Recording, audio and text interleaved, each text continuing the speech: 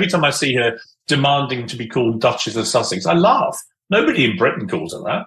It's Meghan Markle. You know, she got lucky, met her prince, dragged him out of the bosom of his family, dragged him away from the monarchy. January 2026 exploded on every screen when Piers Morgan went off live and loud yet again.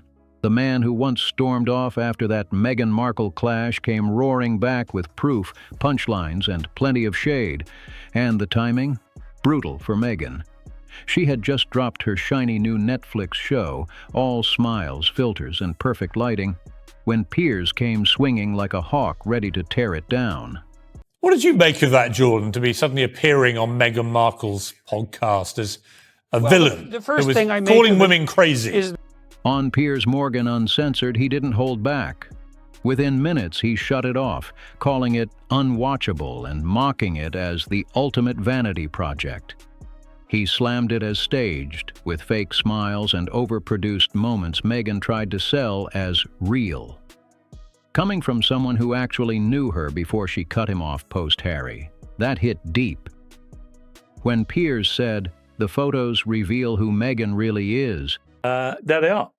They're straight there, and I'm afraid I'm very cynical. I think it's purely for PR. It's purely for self-promotional reasons. They just want to be seen to be a rival royal family who are doing what the royals do, but they're not royals anymore. They don't do anything to earn the title. everyone tuned in harder. He's seen firsthand how she crafts her image, so when he breaks it down, people listen. This wasn't just gossip. It was a full-on televised takedown. What Piers aired could seriously rattle the image Meghan's built for years. He even admitted he only watched it because he knew it'd be comedy gold for his show. "I tried watching it, and after 3 or 4 minutes, I was done. Totally unwatchable," he said. Later joking he lasted 10 minutes tops. And if it means I leave a show that I love, that's on fire and doing great in the ratings, so be it. And I've never regretted that, because actually sometimes in life you've got to stand up for what you believe in and don't let other people try and bully you in the way that I was. Meghan Markle wrote to the boss of the network. I know. That says plenty about how rough it was. He doubled down, calling it the ultimate vanity project, claiming every shot was pure self-promotion. Guests hyping Meghan while she hyped herself. Picture a cooking show where the food barely matters. It's just brand Meghan on full display. Every recipe turned into another moment to praise her charm. Then he hit the visuals, and that's where it stung. Meghan Markle has renewed her bitter feud with Piers Morgan. So you'll remember the pair have been at war after Meghan ghosted the ITV host who she had sparked a friendship with in London. Meghan's set looked like her cozy Montecito home. Calm, warm, perfect. Except, according to Piers, it wasn't even her house. He claimed the spot was borrowed, wrecking her whole authentic vibe. He said every angle screamed luxury ad. Flawless kitchen, golden lighting, every frame staged. "This isn't casual living," he said, calling it pure performance. And the content? Basic, simple coffee making, a plain cake, all treated like groundbreaking art. Piers cracked up, saying it's wild how normal chores became revolutionary just because she was doing them. To him, it wasn't lifestyle, it was illusion, a masterclass in branding, not cooking. Even her flower arranging scenes caught fire. I believe in freedom of speech. I believe in the right to be allowed to have an opinion. If people want to believe Meghan Markle, that's entirely their right. I don't believe almost anything that comes out of her. Meghan carefully placing blooms like she'd reinvented the art, every shot dramatic and polished. Piers called it staged inspiration, saying that's her real magic trick. Every moment designed to make her look effortlessly perfect, even when she's just doing basic stuff. Then came the moment that truly exposed her mindset. Her chat with Mindy Kaling. By the way, is going to celebrate the joys of cooking, or at least something she's doing.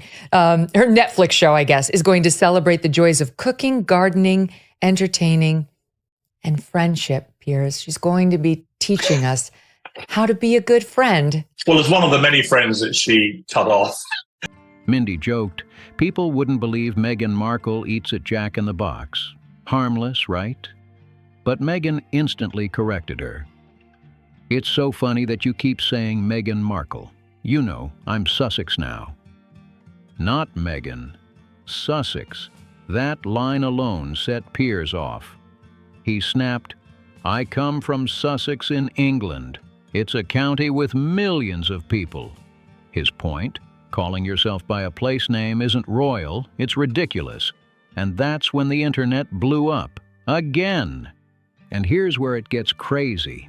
Meghan and Harry claimed they left royal life to escape pressure, control, and constant cameras. They said they just wanted peace and privacy. Yet here she is, on Netflix, reminding her own friend to call her by a royal title. Piers jumped on that, saying it proves the truth. Without the title, the sparkle fades. Without it, she's just another actress who married into the spotlight. And that's exactly the contradiction he tore apart on live TV. The cameras didn't miss a beat. When Meghan corrected Mindy, that quick flash of irritation crossed her face. Raw, real, unfiltered. That tiny moment said everything words couldn't. It showed how tightly she holds onto her image, even with close friends watching. And that's what makes Piers' take hit harder. This isn't just another loud TV rant. There's history here. Back in 2016, Meghan actually reached out to him on Twitter saying she was a fan. They messaged for weeks and met up in a London pub. Piers remembered every detail. We had 2 hours in the pub. She had a couple of dirty martinis and we got on brilliantly. Everything seemed real until that same night. Piers even called her a cab, the one that took her straight to a party where she met Prince Harry. The next day, she had dinner with him. And then, silence. No calls, no messages, nothing. She ghosted him overnight. Later, Piers said, I really liked her. That's why it hurt. I just think she's a bit of a social climber. And that's where it got personal. When he drags her now, it's not random. It's revenge laced with experience. He's seen how she moves, how quick she is to drop people once she levels up. That's why his words sting. Meghan can't dismiss it as hate, because he's not guessing. He's speaking from what he lived. And when he calls her Netflix show a vanity project, it's not just a jab, it's his full analysis. Every shot, every scene, every angle exists to sell brand Sussex. Each episode paints her as elegant, adored, unstoppable.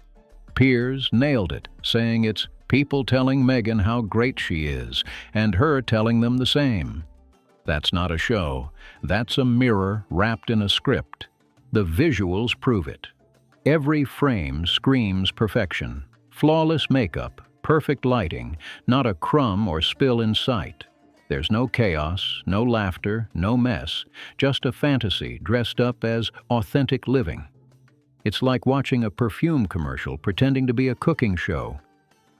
Piers said he could spot the setup right away, because real unscripted scenes don't look that polished.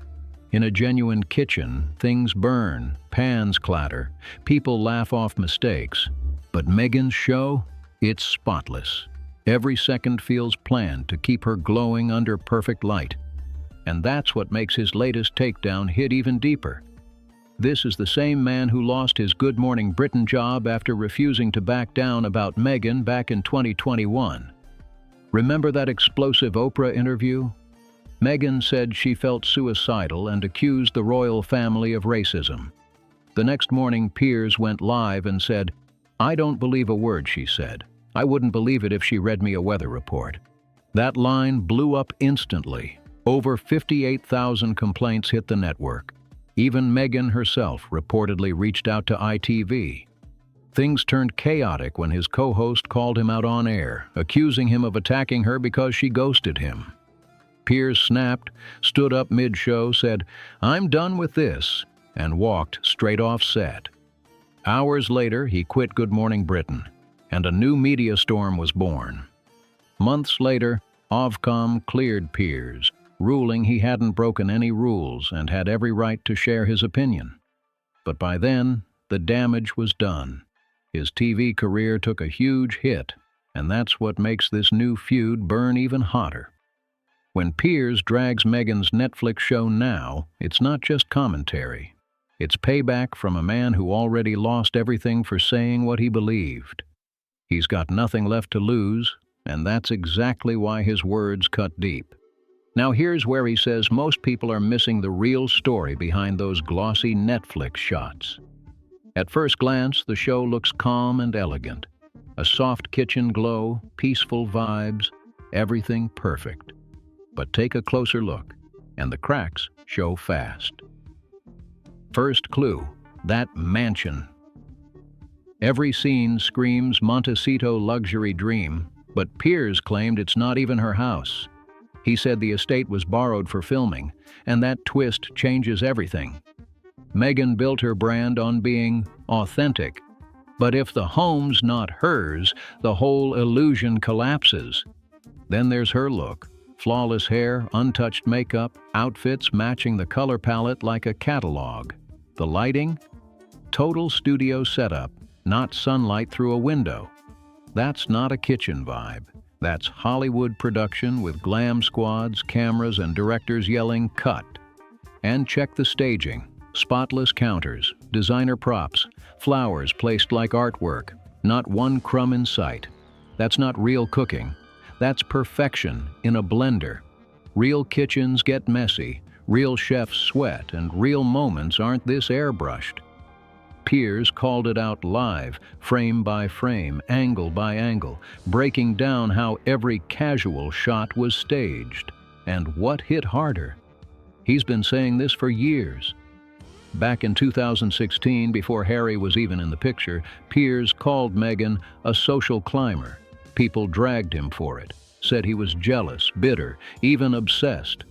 But now, years later, that label suddenly sounds sharper. Since marrying Harry, Meghan's circle shrank, her family ties faded, and Harry's royal bond cracked wide open. They quit palace life, moved to California, and built brand Sussex. Every move since has followed the same blueprint. Control the image, shape the narrative, and keep the perfection spotless. Piers swears he saw this coming. He says it's all there. Strategic friendships, calculated PR, and fame over loyalty. So when he calls Meghan's Netflix project fake, he's not just throwing shade, he's saying, "I told you so." Some might wonder why Piers even cares about a cooking show, but it's way bigger than that. Millions watch Piers Morgan uncensored, and millions follow him online. So when he said Meghan's series was unwatchable and pure self-worship, it hit like a wrecking ball. A review like that can crush a brand overnight. Netflix handed Meghan and Harry a massive deal, and this show is a big part of it. If viewers skip it or critics drag it, it threatens everything they've built with the platform. Public image is their empire, and Piers just threw a spotlight on every flaw. What makes it sting worse? The photos he mocked weren't leaks. They were official Netflix promos. The very images Meghan's team hand-picked to make her look genuine. Yet Piers saw through it all, calling out the lighting crews, assistants, and the borrowed mansion hiding behind the relatable act. When he saw Meghan making coffee, he didn't see calm elegance. He saw someone turning a simple task into a PR stunt. When she arranged flowers, he didn't see creativity. He saw production design. And when she laughed with celebrity friends, he didn't see warmth. He saw networking disguised as connection. Every shot, every smile, every moment, Piers said it wasn't real life. It was strategy. According to Piers, every promo shot from Love, Meghan follows the same exact formula: polished, posed, and perfectly performed. Once you hear his breakdown, those cozy kitchen pics don't feel warm anymore. They feel staged and strategic. So where does that leave things? Piers just dropped one of his boldest takedowns ever, live and raw. He called the show unwatchable, shredded the visuals, and questioned the whole point behind them. Now Meghan's at a crossroads. Clap back or stay silent. If she fires back, the story explodes again. More headlines, more clips, more Piers. But if she stays quiet, his words hang in the air, shaping the narrative without her even speaking. Millions already heard him say he couldn't last 10 minutes, and millions more watched him question her authenticity. That kind of noise doesn't fade overnight. Meanwhile, Piers walks away stronger than ever, controlling the conversation, unfiltered and unstoppable. He's built Piers Morgan uncensored into his own empire, free from TV bosses or limits. That means every new move Meghan makes, every show, interview, or photo is fair game for his next public takedown. He's not a passing critic anymore. He's a full-on watchdog over the Sussex brand. And sure, people call him obsessed. That label sticks to him like glue. But here's the twist. Time keeps giving him receipts. He always claimed Meghan's moves are powered by ambition, that her image matters more than loyalty, and that status is the end game. Whether fans agree or not, this Netflix project feels like proof of everything he's been shouting for years. To Piers, love. Meghan isn't a cooking show. It's a symbol. A glossy performance of control and presentation, not authenticity. Every smile looks rehearsed. Every frame screams production. In his eyes, it's someone trying to sell relatable while standing in a perfectly lit set surrounded by stylists and cameras. Still, Meghan's far from finished.